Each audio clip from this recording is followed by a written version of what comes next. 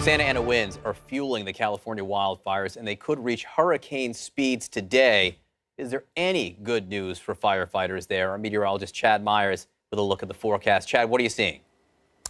Tomorrow there is relief. Not today. Overnight, just to the east of San Diego, a wind gust to 84 miles per hour. There's the Woolsey fire. 145 square miles right now. This weather is brought to you by the Shark Ion Robot System. One dock, two sharks. We will see the wind continue today. Extreme weather conditions in San Diego County. Now, the problem is we already have sparks and flames up near Malibu. We don't have any sparks or flames in San Diego County. And let's hope that doesn't happen, because if we get wind gusts to 80, those fires will be just like what we saw around the campfire. Just rapid, explosive, and acceleration moving to the west, moving toward the coast. And the same ideas that we had coming out, those winds rolling out of the mountains dry, low humidity, very gusty winds, and hot.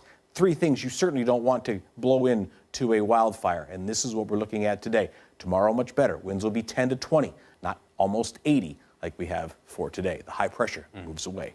Guys, back to you. All right, Chad, thanks so much. Let's get till tomorrow. Yeah, exactly. As these wildfires rage in California, the president tweeting it was not one of support. CNN senior political analyst John Avalon joins us now with a reality check. John? Thanks. So, look, no matter how divided we felt in the past, Americans can usually depend on our ability to unite in the face of disasters. But not this time, at least by judging by the example set by our president.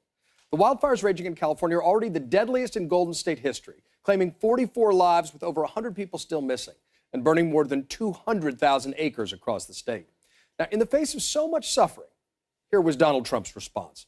Quote, "There is no reason to believe these massive, deadly, and costly forest fires in California, except that forest management is so poor. Billions of dollars are given each year with so many lives lost, all because of gross mismanagement of the forests. Remedy now or no more Fed payments."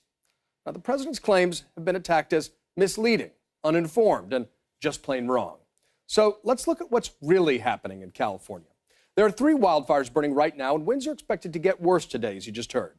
The Woolsey fire, just north of Los Angeles, isn't a forest fire at all. It started in Simi Valley, which Mr. Trump might recognize as home of the Reagan Library, and spread through suburban areas driven by high winds and dry conditions. Now, responding to the president's tweet, the Pasadena Fire Association wrote, "Mr. President, with all due respect, you are wrong. The fires in Southern California are urban interface fires and have nothing to do with forest management. Come to SoCal and learn the facts and help the victims." In addition, it's important to note the majority of California's forests, including much of Northern California's Camp Fire, are under federal management, not the state. And that's according to California's Professional Firefighters Union. Oddly enough, this is a point that Guns N' Roses frontman Axl Rose seemed to know before the President of the United States. And because the feds control so much of California's forests, it makes his repeated attacks on California forestry all the more absurd. In fact, President Trump's 2019 budget proposed cutting funding for fire service programs.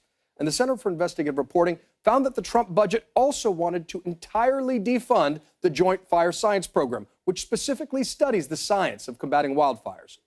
The problem is getting worse, with wildfires claiming more lives and burning more ground. And according to CAL FIRE, 6 of the 10 most destructive fires in state history, in terms of structures burned, have occurred since 2015. And they've been tracking fires for 100 years. And according to a 2016 study by Columbia University, climate change is a major culprit, doubling the size of western forest fires during the last 30 years. President Trump, of course, has described climate change as a hoax created by the Chinese and withdrew the U.S. from the Paris Climate Accords. At a time when people are suffering, lives lost, homes destroyed, and entire towns burnt to the ground, President Trump's first public statement on the tragedy was not one of a commander-in-chief. Instead, his impulse was to blame the victim, as it often is.